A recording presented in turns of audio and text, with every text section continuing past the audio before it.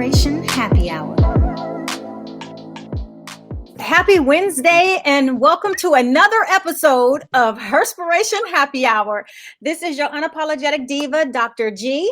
This is Katrina Peters, the girlfriend therapist. And this is Louisa Harrell, Radio Red. And today we're going to do something a little different with our drink. Okay. Especially with, what we're talking about today. So our drink is going to be a healing tea. Oh. Okay. Yeah, it's going to be green tea. So it's green tea with lemon, ground ginger, ground cloves, and ground cinnamon. And you put between 1 to 2 teaspoons of honey. And this is what it looks like. Oh, interesting. Very nice. Very nice. Well, and for those people who still want to drink, they also have the green tea cocktail. So that is just a shot, and it's called the green tea shot. So if you want to look that up and get that information, you can have that as well. Yeah. The green tea shots are actually really, really good. I know, it's like really green tea. Good. I had one. I've had several. Well, I'm going to have to go get me a couple. Look, I've had several of those at some point. Look, at some point in time, I have actually, had the opportunity to taste, different ones from different places. Well, same one, but some people make their own little twist on it, and right, because they got a signature their drinks. I tell you. So, how's your ladies' day going? It's going okay. Busy. Yeah. Busy. It's all right. All the time, but it's cool. How is Louisa? Are your kids going back to regular school after the summer? I'm not sure how it's going to work yet. The teacher said they have to work until June 18th, and then they'll get all the information, and they'll let us know. Okay. Well, you know what? So, we can briefly talk instead of really talking about our WCWs and our Working Woman Wednesdays. I definitely want to take this opportunity because we are recording today kind of on a special, where things are in chaos. And I think we're all feeling some kind of way. I don't even know how to explain the way. It's just we're all feeling very emotional between, I don't know. It's with the whole looting and police injustice or police brutality and all of these different things. How are you ladies dealing with that right now? I am doing things to try to get my mind off of it. It's almost like if I allow my mind to float there, I get very tearful. I'm much more controlled now than I was when everything first started happening. However, I have to stop my mind, and then sometimes I feel a little guilty for doing that. And the only reason why is because I feel like I'm running from what the Black experience reality is. I'm not facing it. So if I'm detached and disconnected from my true raw emotion from it, am I really accepting of what my experience being a Black woman is? And so that's what I'm wrestling with, because I don't want to get too far into it because I'm a Cancer, I'm a water sign, I'm very emotional. And I found myself not wanting to talk to certain people, not wanting to feel like I have to explain. If you don't understand it, it's not my job to explain it. I can't explain my experience to you, and it would be a slap in the face and disrespectful for me if I try to do that and you still make an excuse. So I just refrain from doing it. I see people posting, I don't respond. I just don't do anything because I'm tired. Yes. What about you, Louisa? Well, last night, I've been just taking it in, just looking and talking, not necessarily talking, but taking it in and just watching, because I do a lot of observing before I, comment. And last night, a friend of mine did call for a round table. And it was supposed to be a lot of us, but it was just at first just 4 of us, and then 2 more people joined in. And we were talking about it, and I ended up getting very emotional because I hadn't really talked about it. Right. And the pain I was feeling or the hurt I was feeling finally came out. And I wasn't, yelling or anything, but I had to explain, like, you have to understand, you cannot give these officers, these racist people, excuses. Yeah. You can't give them excuses, and we always do that because we're a forgiving people. But I said, this was a person, this was a man, this was not a monster or a rabid beast. This was a man, and it innocent, and the way it happened should not have happened, because there were plenty of times where he was in the car. Of course, he complied because he didn't do anything wrong, but he still was taken out. So it's just a lot of things that happen, and I still try to. I'm not gonna say I try. I still observe and I still give my opinion, because we have to pull back and think about why things are happening, and we have to act on why they're happening, and we can't always act on emotion. So yeah, we have another roundtable tonight, so I'll be back on. That's got to be interesting. So my feelings are in so many places. One, I started my federal career out with law enforcement. I had a lot of law enforcement friends, and I'm really disappointed that, one, they take an oath. They don't take an oath to protect each other. They take an oath to protect the people. Second, you don't train to act in that capacity. You train when you feel threatened. You train when you are threatened. You are trained to subdue. And you act out of your training when you start doing those things. Yeah. There was no, I feel like it was so uncalled for, and it's so hard for me to watch. So hard for me to watch. I mean, and I even look at, the one in Brunswick, which is where I was at the training facility. Yeah. I worked with law enforcement right there in Brunswick, Georgia. And the fact that it took so long for these people that had ties to the law enforcement community to be covered for so long. I have issues with that. And so everything that, that I've seen people train for, it puts me in a hurtful place. Then the second part of this, I'm a Black woman. I have 5 Black nephews, and I could not imagine. Right. I couldn't, and I'm not forgiving. Let me just say that I'm not forgiving. I'm not going to forgive people who, out of mere malice and hatred, do that to our people and our kind of people based on the color of their skin. Right. And then the second part I'm disappointed with the looting is that, I posted about, when I posted about the angel wings, and I said, what's disheartening is that no matter how much looting and burning up is going on, guess who the spotlight is on? Us. And we're not the ones out there doing a lot of it. No, we're not. Correct. We're not. I mean, I'm not saying none of us are, but we're not the majority. And for the most part, we're not even starting it. And exactly.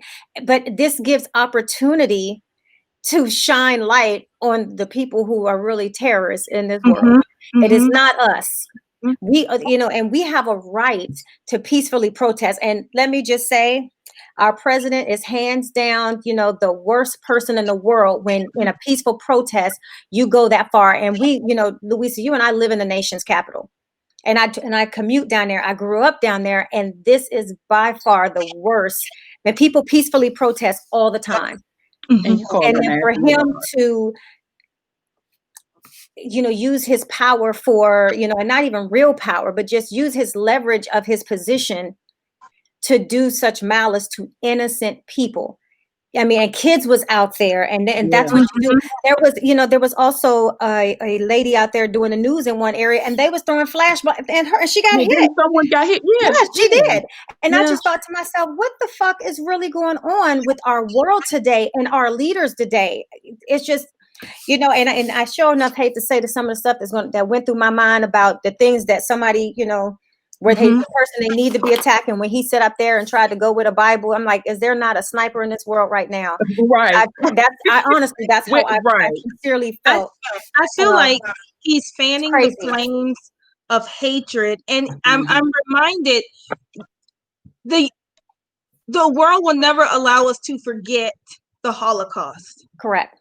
Why can't Exactly. slavery get the Exactly. same? And slavery lasted much longer Way longer. Yeah. than the Holocaust. But everyone's like, oh, you had a black president. Forget about it. Oh, And the we Holocaust changed. didn't happen here. Let's get that Exactly. straight. No, it did not. It did not happen Slavery here. happened here. So You don't ever hear anybody saying, oh, that happened. We're not there anymore. Right. yeah. So I But just you think want us to forget slavery even happened. And we're talking Yeah. about just like 66 years ago, we still, in my mom's generation, we had segregation still. We It was still could not slavery use going on then. the we had to come in through the back door, use different water fountains, and they have to understand that historical trauma, collective trauma, these are all very real things. You have to understand, as a Black people, every time we see a Black man murdered and killed for doing nothing, it is us reliving our collective trauma. We are suffering PTSD because we continuously have to go through this. And how many more times, how many more hashtags, how many more times we have to see someone who is complying, either not doing anything, being falsely accused by the Karens of the world. Yeah. Before it stops. Becky's and everything. Yeah. I tell you, we just all need to have, we just need to have a voice. And so we're going to, I really would, we're going to talk a lot more about this very soon. And so I do want to, because we could have a whole show about this, but I think what I want to acknowledge, and the reason why I asked is because we are all Black women on here. Yes. And we know, Black brothers, we know Black sisters, and all of us are traumatized by this situation.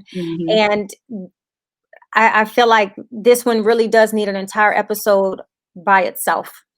But I think collectively, all of us have all of these emotions that we're now having to work through while the trauma is still going on. And it's crazy. And you get other people that don't have to do anything. The white people of the world, and this is not anything towards them, but they don't have to wake up with the weight of what is happening on them. They don't have to get involved because it does not directly impact them. They can stand on the sidelines and not worry about waking up every day in the Black skin that they're in and somebody racially profiling them or calling them something else or discriminating against them because of the color of their skin without us even saying a word. It's just how we present ourselves. I can't watch the Black off of me. That's true. None of us can. You can try to bleach your skin, but I tell you what, you're still Black. You're still Black. The thing is, I wouldn't even want to. I wouldn't want to. But I would not want to. So, So ladies, what are we, and which really our subject today really it doesn't get any easier or better. No. And our guest is here to talk about it, because what's the title of our show? The title of our show is It's Not Funny: Date, Rape, Drugs, Domestic Violence, Fake Friends, and Calling It What It Is.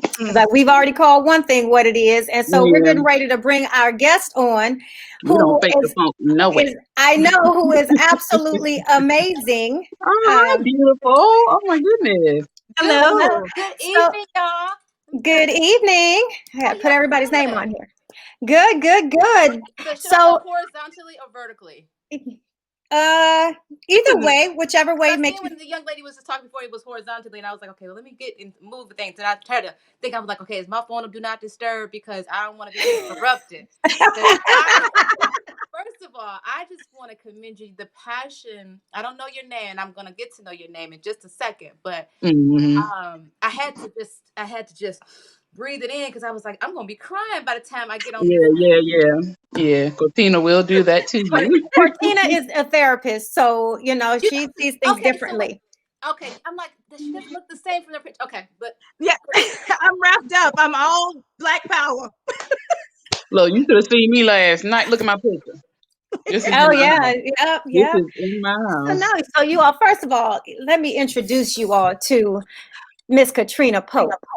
Welcome. Katrina, are you still in the trap house? I'm in the trap house. Okay, you're still in the trap house. Okay. I'm room, so I'm on punishment in my room today. So, Katrina is a very, very just a phenomenal comedian. If you hadn't seen her, go see her. And one thing I really wanted her on here is because when I saw her, her platform is so powerful about so many things. And so I'm really looking forward to having these conversations with her, as is Katrina and Louisa, all of us, just like we ready for it. So first of all, Katrina, tell us about yourself. First of all, greetings and blessings, and thank God we alive, so we can all just be thankful for that. I am a stand-up comedian, have been for the last 10 years. My journey came into comedy a little different. I did the whole college, military, and then I was like, this doesn't serve me anymore. What am I need to do in my life? And I've always been this right wing, left thinking, just do whatever I feel in the moment of life. So I reached out to a friend of mine. I was like, I really want to do comedy. He was like, girl, please, you must be going to law school. I was like, listen, I got my score back. It was more like my ideal weight. I was like, I don't think they're gonna accept me. No. It's not like you said, it's not that I can't read. I just didn't have time to read it twice. It's just you got to read it twice to get it in your spirit, and you're shutting enough. And so I didn't have enough time to read it twice. So I said, I really want to do comedy. He was like, all right, cool. So I'm going to start this comedy spot in my new club. I was in Montgomery, Alabama, and I was like, all right, cool. So he connected me with a comic that was supposed to mentor me, and I drove all the way to Alabama. We met. It was a good vibe. He was telling me, some of your stuff is good. Try this, try that. I'm like, all right, cool. So I get to the show February 18th, 10 years ago. What is that? 2010. Got on that show and had everything but everything happen. From the microphone, from the song to everything. But the desire that I had for my message was like, okay, I'm going to continue to go. So regroup, came back to Atlanta because that's where I was living at the time. And just kept it going. Just connected with a lot of people who helped me out. And my only goal was to stay true to who I am right here. And my whole concept was the naked truth, to tell my pain, to heal somebody else. What is my pain? How can I help somebody else? And I was so raw and uncut. Everybody was like, she telling the truth out there. So it was hard to kind of laugh at times because I wasn't professional enough. I wasn't skilled enough to be able to say, okay, I could take this and make this funny. Now, 10 years later, I'm still working, but I have found the joy, the funny in my pain. And I can put it out there where people can laugh and they're like, not the girl, I need to give you a hug, but girl, I right there like this, like right. So, more of a sister girl. But like I said, my journey has always just been to tell my pain and make it as funny as I can. So I have this mantra of pain fuels my funny. Okay. And that's that. Like pain, cool. It's because what the things I've been through, it's not funny, but the resilience that I have right here says, okay, I put you in this here. You made it out. I protected you. What's next? And that's what I go with that. So that's the whole journey of comedy, of just keeping it real with who I am right here. And hopefully, if not one, maybe two can get it and it resonates with their spirit and they can heal from it so they don't have to go through it. But even if they don't, if they're listening, at some point it will register. Okay. And that's the goal. Well, that's that. Okay. So with all of that, who are some comedians that you? I'm sorry. Who are some comedians that you look up to? There's a few. Ones that I admire is Dominique. Dominique, she's out of DC. I absolutely love her. Okay. And I've worked with I'll say work and help. He helped me build, which is Tony Roberts. I work with Tony for like I like Tony. Years. We're both from the Midwest, and he just tucked me in as a little sister. And I always felt safe with him. Like his wife is on the road with him, so it was like all love all the time. So I was so grateful for that. And he's just and Tony's like the comics comic. And he is hyper. He is hyper. He is hyper. He is fun. And I was just like, I want to get some of that. I want some of that. So it would be times I would be on stage. I'm like, I don't want to, we'll have conversations. And he's like, well, why don't you say that on stage? I'm like, no, I'm not going to say that. He was like, bitch, you better hit the gas. And I'm like, okay. Right. Okay. So Sure, I and will. yeah, Yeah. and then it would hit, and I'm like, he's like, why are you fighting with that? That's your money in the bank. Being vulnerable and telling people what you're going through is your money in the bank. So anytime I would go through a breakup, which is often, I would take it to the Okay. stage. Did you just slide that in there though, like that? Yeah, 'cause, Okay. God's children is special. They're special, and I'm on the top of his list. I'm on the dean's list for God's children. He'd be like, this one. He'd be like, what? Come on, come on. Come on, come on. Don't you get tired of talking to me? I'm tired of hearing you. So That is it funny. would be like one of those things where he'd be like, okay, you went through this. And so I'm like, I said, he was like, you was funny tonight. I'm like, I just went through a breakup. He said, well, bitch, you need to keep breaking up with people because y'all are funny. You know what? Mm-mm. So that is like, that's what I'm known for, is like in the moment, because I think I would like to say I tell stories very, very well. I'm very detailed with that. So I'm more of a storyteller with a few punches here and there, but ultimately I whatever frustrates me, I find a funny way to heal from it, and that's my coping mechanism. That I can honestly say now, going through this pandemic, I have learned that I am truly an empath, and comedy is the way I heal. Okay. And because I don't have that outlet right now, I'm very guarded with what I see, what I do. Yeah. I don't do this no more. Everybody's on snooze. Mm-hmm. If your energy's not right through your social media, you snoozing. If you in a hospital with a ventilator, I'm snoozing you. If you complaining about something, I'm snoozing you, because I can't filter that. I don't know what to do. So I protect me every day. Well, you have to. You have to be able to protect your energy and your peace. And you said something about being a storyteller. So I want to touch on that. So what either event or situations or collection of experiences caused you to be an advocate for domestic violence and highlight the importance of women becoming more aware of their surroundings? Well, for me, it happened this way. I recycled back to one of my firsts. My first guy I've ever dated. And you're at that place in life where you're up in age, and you're like, what can I do? What's going on? And your friends who know you, they always got the good, I'm here for you. And this Right. particular friend, I'm thinking to myself, we can't go wrong. In my mind, I'm always writing a lifetime story. I'm like, this is gonna be a beautiful love story. He played in NFL. I'm a comedian. I'm about to write this love story. So we decided to date. And in all of that, I was taking a trip to South Africa. He became my plus one.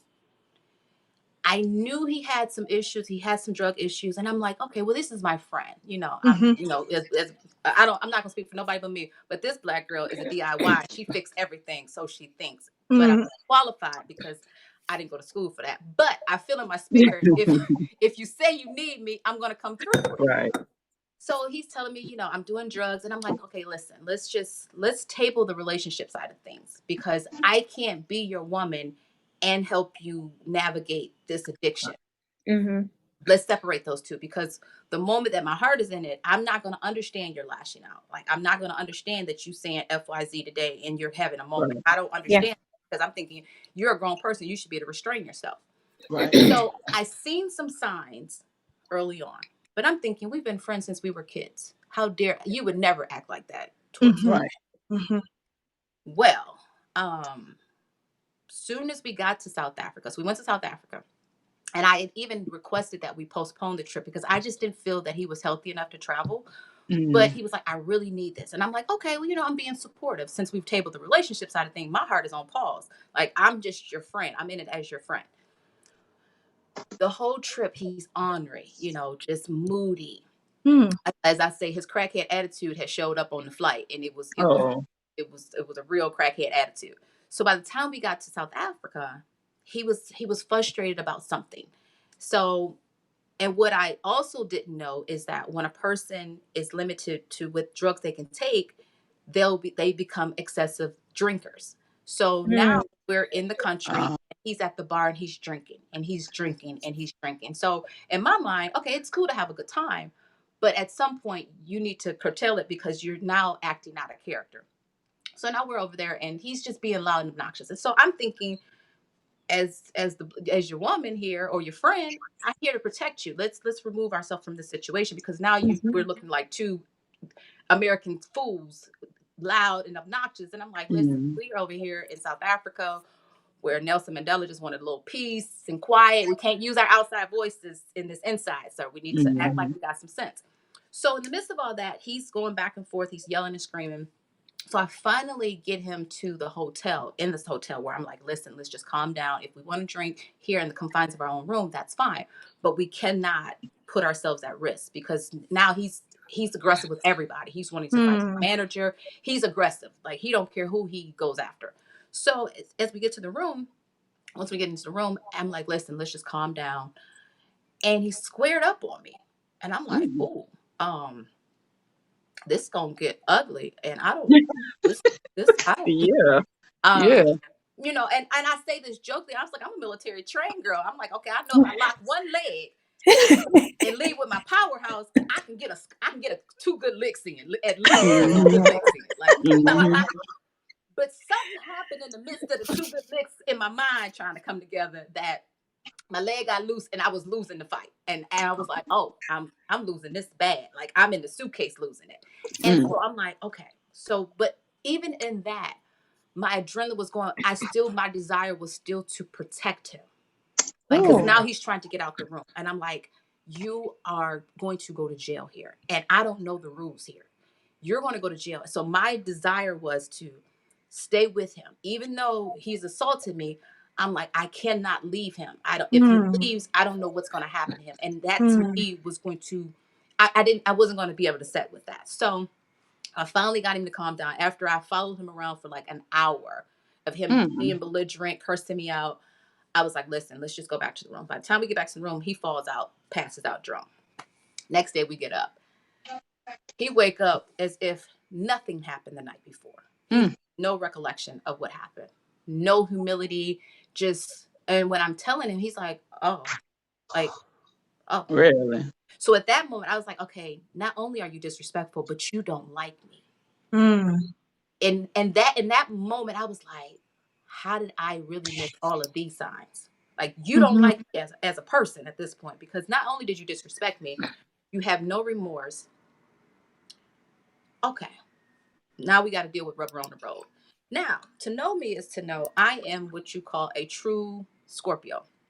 I don't know how to let things ride without a little get back. I don't. Oh, no. My spirit says I got to get just that much back, just a teensy bit back, because I know God said vengeance is mine, but I'd be like, God, but he did it to me. I need a little lick right here in the spirit. Like, I need a lick right now, Lord. Yeah, the level of petty can be, Yeah. I need a lick right now, Lord. I know you're going to get it, but I need mine to show up.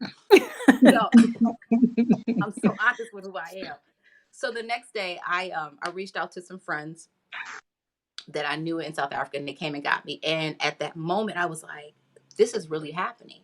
So I was able to get like a break from the abuse and the disrespect. So when I came back, thinking that, a whole day has passed, at some point he has to know, not my addiction is one thing, but I hurt my friend.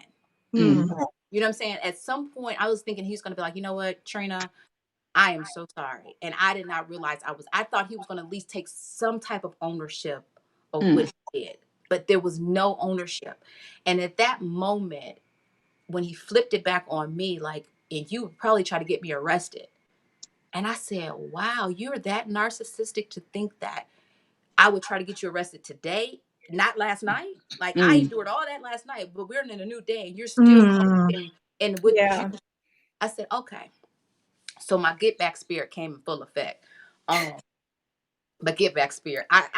She said the get back spirit. My get back spirit was like, those 2 licks that I didn't get last night, they ready today. Like, they ready today. So I got those back.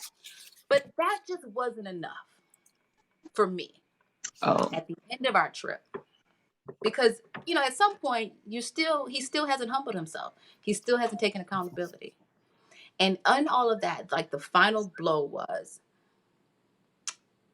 he said to me, I lied to you about my drug addiction. I just told you that so you would leave me alone. And I said, oh, you want to be left alone? I got you one better. I called my ex-boyfriend, whose sister worked at Delta. I said, can we cancel his ticket, please? Oh.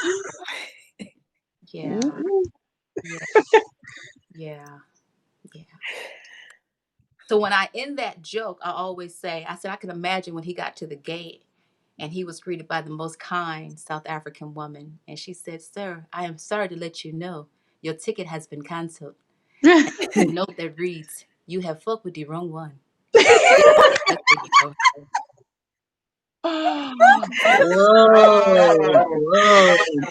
Oh, that's so funny. I'm so because, and so the part of domestic violence is like I'm not a victim. I'm a winner. I want to fight, and that's the resilience that I want women to have. Like leave. Right. And I don't know. Like I said, everybody's different, but for me, I was like, this person don't like me, and they don't respect me, and that's never going to change. Right. Once you don't like me, you will never like me. Yeah. So that was my biggest fear of like, okay, well, eventually my dislike for him is going to kick all the way in too. So we're going to be two disliking people bumping heads, and we're going to try to see who can out hurt the other. And I said, I never put myself in that situation. And to this day, I've yet to speak to him. Has he ever reached out? No. We had to go to court. I mean, there were some other things, happen. Like he came back to the States and lied and said I threatened to kill him and had the police involved. And, Oh, wow. and even with that, God saying fit for someone to reach out to me to say, hey, did this happen? Because if it didn't happen, this is what you need to do. You need to make sure that you have a restraining order in place because something's off here. Okay. So there was so many things that God was saying, okay, I got you. But in all of that, God's protection was what my accountability was in that situation was I had asked God to show me who he was. I forgot that part. I had forgot that I had asked God to show me who he was and where he lacked control. So once I was able to remove myself from all my get back, I was like, I'm hurting myself. And I'm like, nope, I'm not about to do this. So once I was like, okay, I asked God to show it to me. He showed it to me. And not only did he show it to me, he protected me. So I said, here we go. I'm done. I threw my hands off at that point because I was only serving my flesh at that point. So when I talk to women about domestic violence, my biggest thing is, do you love yourself enough? Yeah. Do you love yourself enough? Because if you don't love yourself enough, you will think that minute or that little bit of love that he's giving you is enough. But in actuality, you should love yourself enough. He just compliments the little bit of love that he gives you, if that's what he can, if he's capable to love. But I also learned that I was like, you know what? I was dealing with a person that was so broken that he didn't know what love was. He had no idea. He was just fighting. I'm like, anybody who does crack cocaine don't like themselves. Right. Period. It's just finding a way to cope. Yeah. Yeah. So I had to get out of that and not become I can't believe he did this to me. Once I was like, oh, he would do it to anybody. I'm special. Like my brother said the realest things to me. He said, you thought you was special to a dope fiend. I said, I did. I really did. I'm thinking like, we've been friends for 30 years. So I'm just always saying to women. You're going to ask that. I said, he asked that. That goes to show you where he stood, for him to ask you that. I know. So let me ask this. So you went through that experience. How do you feel like, that experience or other experiences have changed the shape of how you see either relationships or the world? I mean, you're saying that you're single now. Has that tainted your view of commitment or just how things should be shaped around you now? It hasn't. My heart is always going to be open to love. I'm just now more strategic and I'm more mindful of the signs. Yeah. I don't have to stick around and figure out if I can help. Like, like fuck it early on. Fuck this. We're going to compliment. Like, I'm not looking for the fixer upper no more. My DIY kit is strong, but I'm tired of putting tweed and stickers on black men or any man in particular, to make them feel whole. Like I need you to come whole, done your work, and you're happy. You're happy that I'm Yeah. in life, and I'm grateful that you're in mine. And that's the only type of love that I want at this point. Good. That's Good. really good. Okay, so how do you use comedy to spread your message? I know you were telling how one of example of your story. Like, do you always tell stories in your comedy, or how do you break that down with your comedy to Um, send a message? it's really just like I'll break them in with just my normal material, and then I'm like, this is now the ladies, this is where we got to tune in, and I tell my story, and I'm like, it varies. Like that one, it's honestly for me, it's a feel.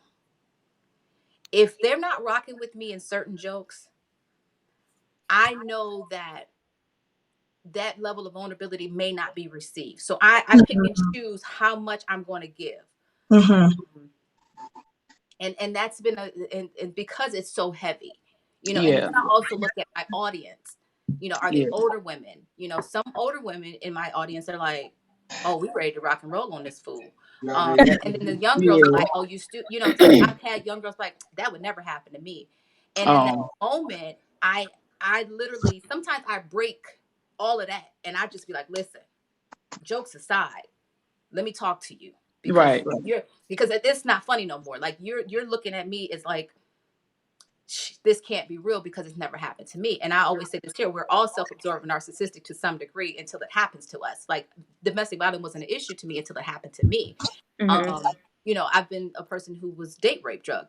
It wasn't an issue till it happened to me. Mm-hmm. So Mm-hmm. Mm-hmm. if I can't get you with my comedy, there's nothing about me that won't talk to you off stage, because it's an energy. I'm telling you, I connect with people in a way that they want to know, is that real? And they right. want to know, how can they protect themselves.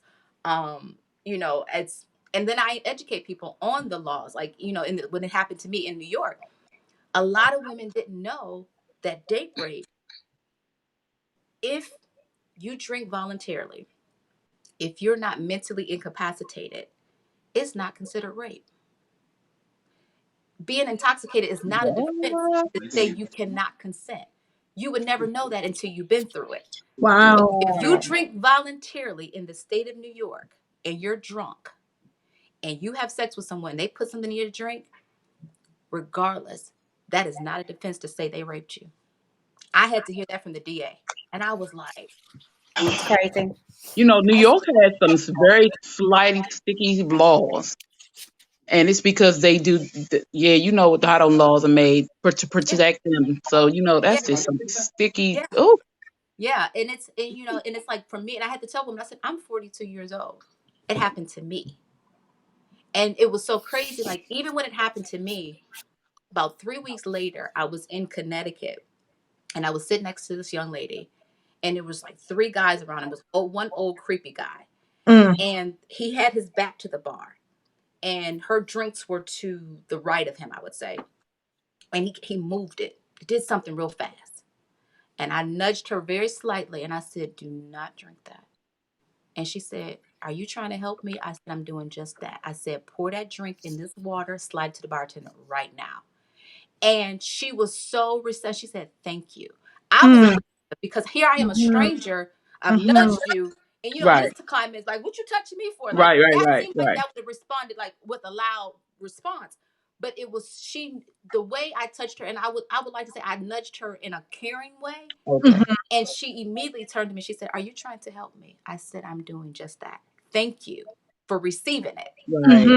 And I've talked to young girls and I'm like, you in these streets? And then she's like, I ain't in these streets. I said, no, no, no. Okay. I said, I don't got 2 street with you. Let me back it up. Because not, I said, because I thought I could be comfortable in my skin. I said, I'm sorry. I know street mean different boroughs. I'm Yeah, sorry. yeah.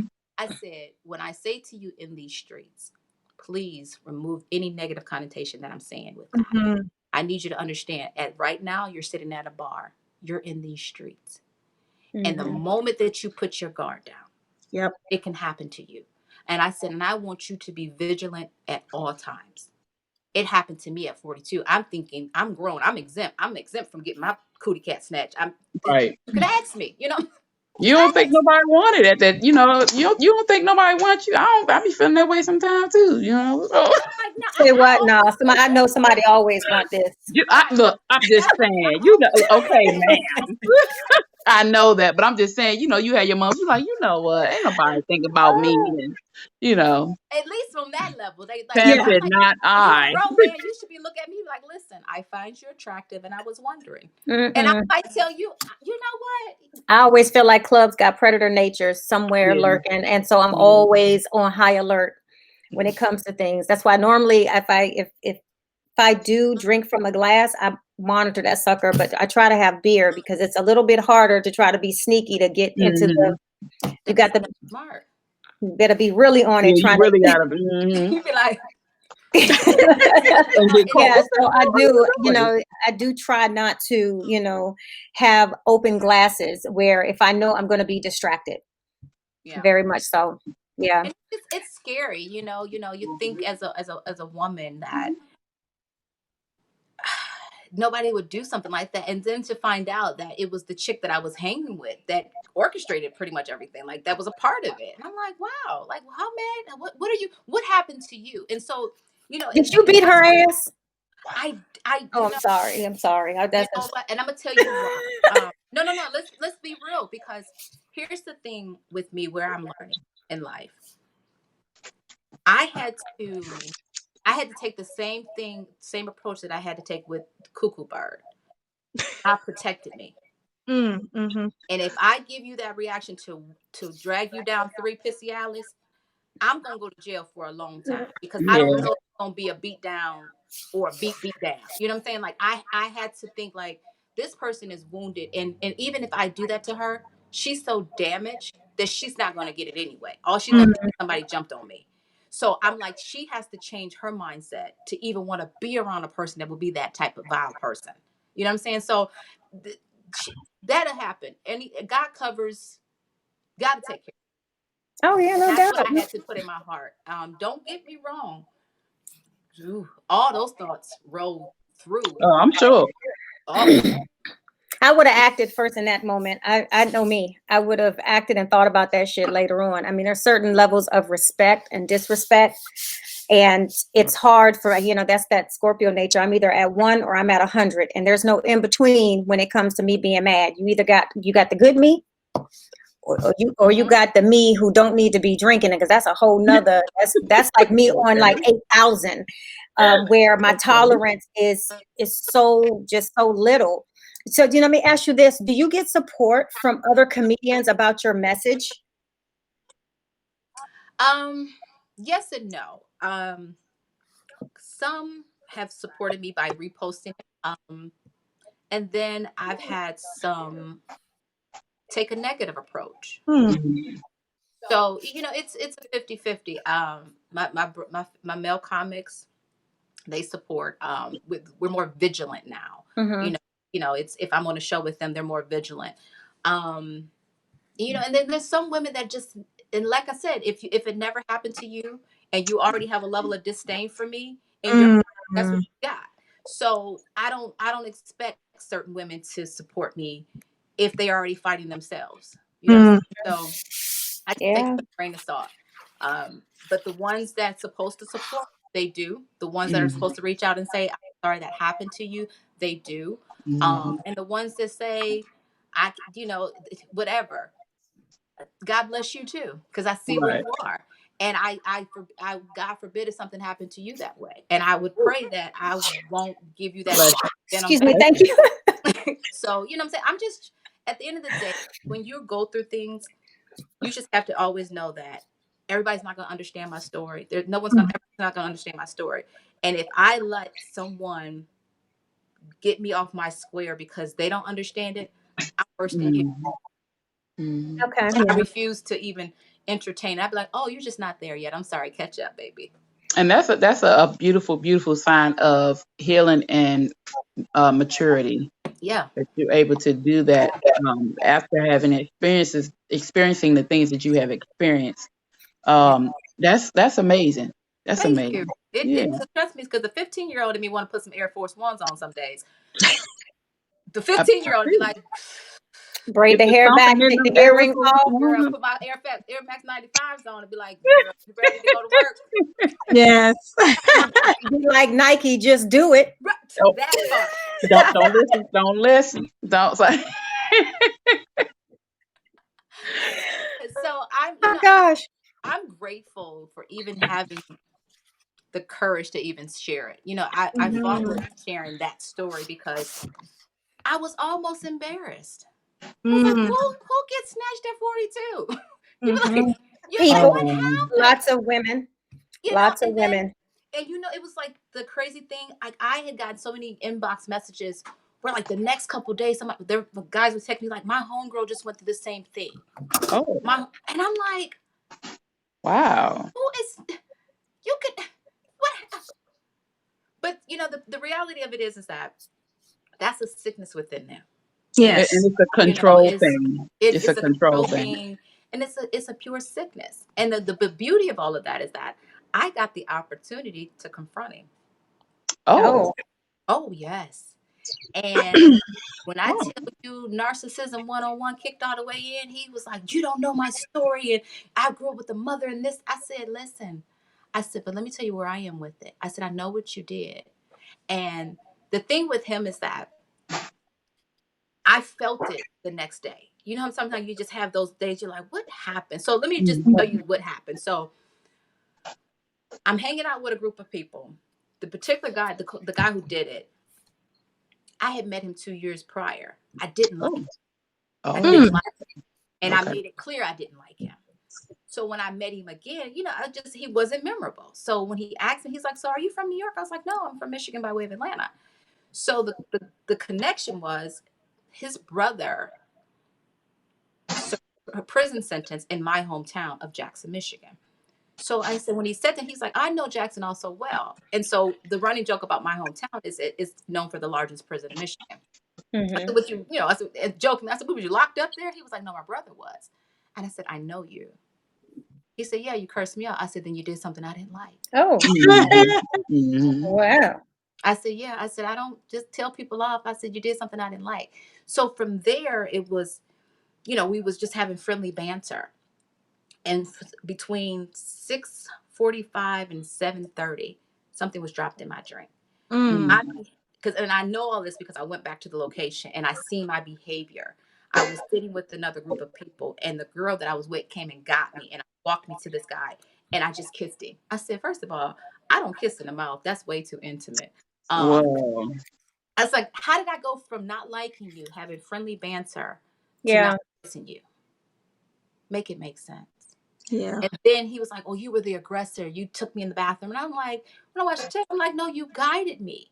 Like I said, whatever drug you had me on had me so to the point where I walked in that bathroom so matter of factly, like I was going to my bathroom in my house. I said, what?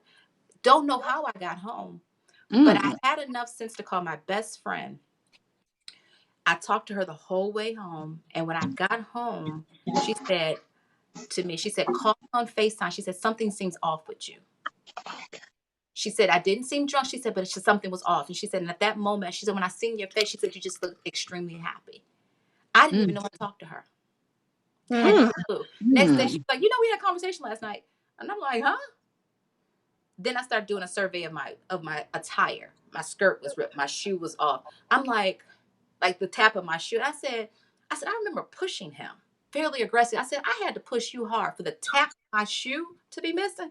Wow. That was my stance. Like that was my 2-point stance. I was like, wait a minute. So my spirit was like, okay, I'm gonna talk to him. I'll keep talking. And so then he was like, no, we had sex. And I'm like, you sure? I was like, no. He's like, yeah, you made me put on a condom. I'm like, no. But even saying that, him saying I put on a condom, that's his way of saying I consented. Yeah. You know what I'm saying? Like I said, you've done this before. And I said, I felt like a condom. I said, something's off with you. I said, but it's okay. So I kept talking to him. And one of my good friends was a Secret Service agent. He was like, Katrina, that doesn't sound right. That's not your character. Go back to the location. And when I watched the tape of that night, I couldn't do nothing but cry. Like, wow. I said, they Because all the stories had made me out to be this aggressive the entire night. And I'm like, no, that wasn't me at all. Like, I said, what? I said to him, I said, how slow did you think I was? I said, did you not think that I had enough wherewithal to go back and check? I said, let me just give you a little background. I said, I was in the military and I also have a degree in criminal justice. I said, so my mindset is always going to be like, what is that? What does that mean? And how does this get to that? I'm always going to dig. Like when something don't set right with me, and I'm like, I was like, that's not, I don't know. I'm 42. I pretty much know everybody I sleep with at this age. Like, that's Mhm, young. You know mhm. what I'm saying? Like, you don't just wake up one morning just randomly. So when I confronted him, you know, he was raised, you know, aggressive. And I said, listen, Joseph, I know what you did. And I said, let me just tell you this here. I offer you nothing but love and peace. And I pray that you get the help that you need. I said, because you're foul. And I said, this is not the first time you've done this.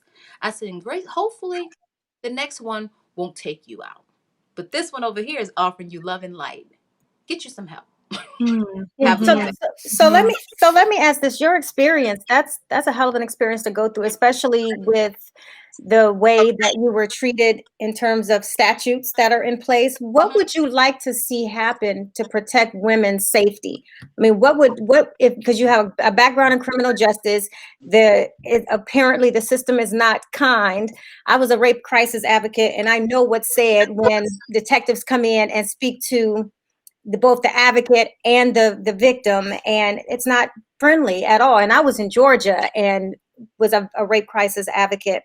So I mean, for what happened to you, where all these different things, what would you like to see happen to protect women? I would definitely like to see the laws be consistent from state to state. Mhm. One, being intoxicated is not, that's not, you can't consent being intoxicated. Now, but I would like, because I think there's some women who play games. I think there needs to be an accountability on women not to use that to get somebody back. You know what I'm saying? There has to be a level of checks and balances with that, because we've seen a lot of women, you know, cry wolf. But I think if it's done right, the law should be changed to say that if you are intoxicated, you can't consent, period. And I think it also, and another thing that was alarming to me was, because I didn't get tested within 3 days, the drug is out of my system. So I opted to say, you can test my hair, because of Right. course y'all know it Oh, metabolites hair path. within 6 days. They said it's not admissible in court.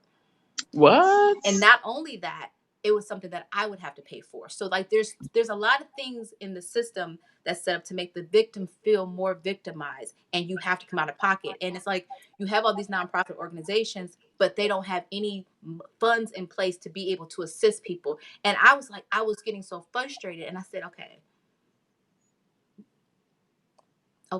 Like I literally at one point I was on the phone crying with the lady, and I'm like, there's nothing you guys can do. Wow, that's crazy. Like, how do you, well, you have to pay for it out of your pocket. I said, one, nobody wants to incur a $600 charge to get your hair tested.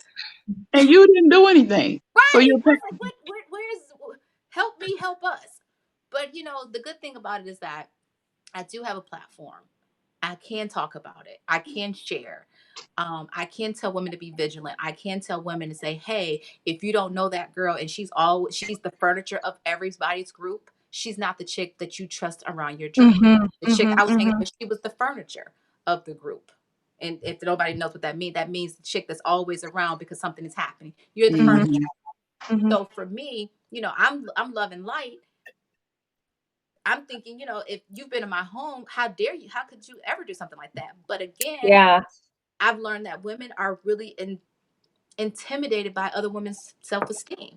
It's unfortunately. never about how you look. It's like, you were able to get through this and you made it. Like, why does Yeah. that bother you? Why don't you pull from my strength and get that for yourself? Like, I'm a big advocate for therapy. Like, I tell my friends, oh, that's my weekly.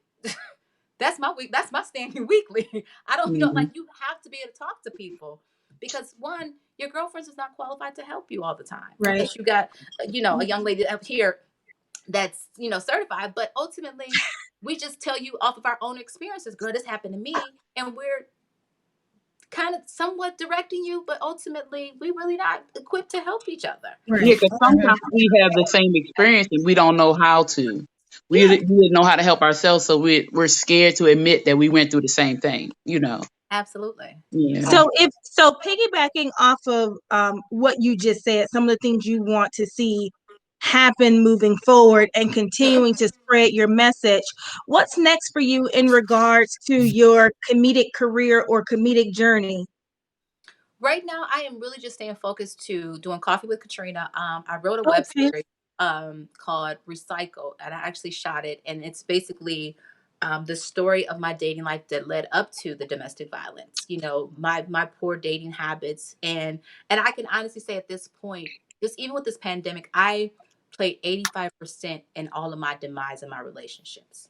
I was 85% stakeholder in all of my mess. And to be able to look at that now and say, you know what, I don't want to do this because it brought me this. I want to be better for this because I know it will bring me this. So writing it, I never knew how painful it was. Like I never, and as I was writing it, I was reflecting back on conversations, and I was like, this man already told me what he wasn't going to do. Like, why did I think that he was going to do it 2 years down the line? Like he told me, hey, I'm not going to do X, Y, Z. But in my mind, I'm like, I just missed. I wouldn't even say I missed it. I just didn't pay. I just didn't want to receive it. I didn't want to receive it. But now, I'm just vigilant on protecting my heart, but being open. Coffee with Katrina, staying vigilant, doing my our special undefeated, because I believe that in my life I am undefeated. I am 50-0 out here in these streets.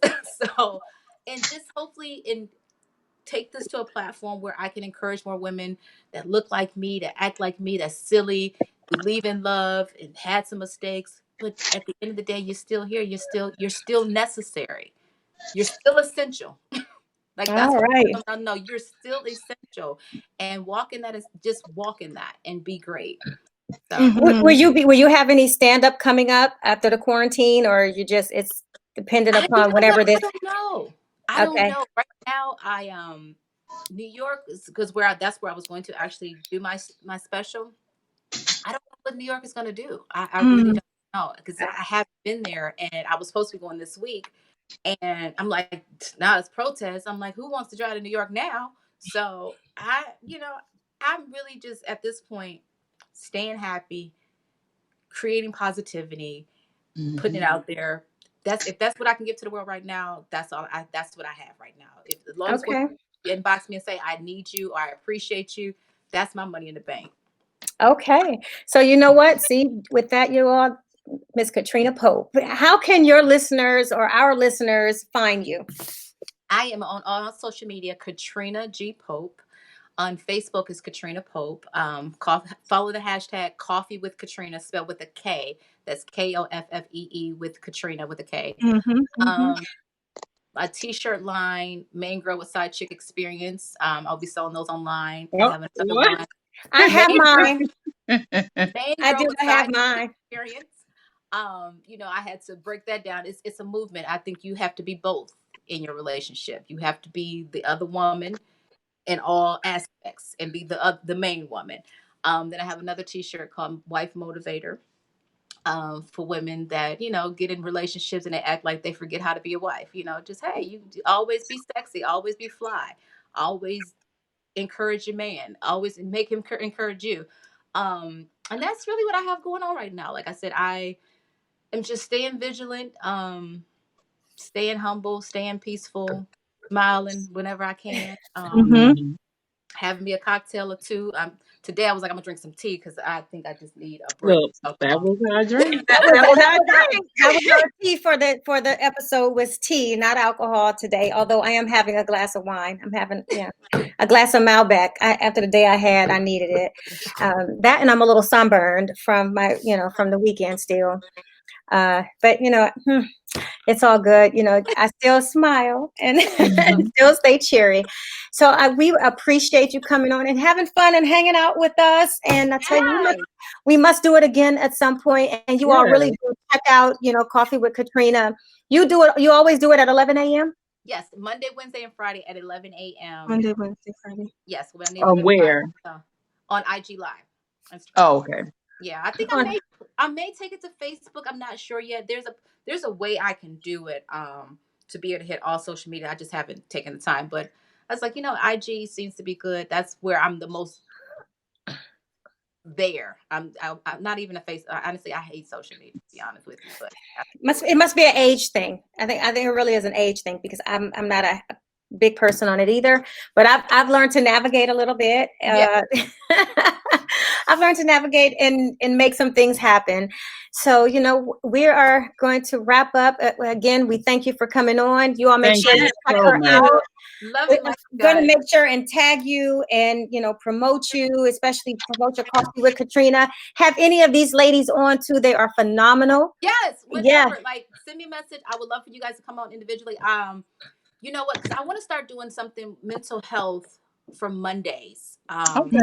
Mental health check or mental check Mondays, something mental and Monday, because that's what we have to face the week. So yeah, because Katrina does something on Mondays. Yeah, Monday Minute Motivation. Yeah. Okay.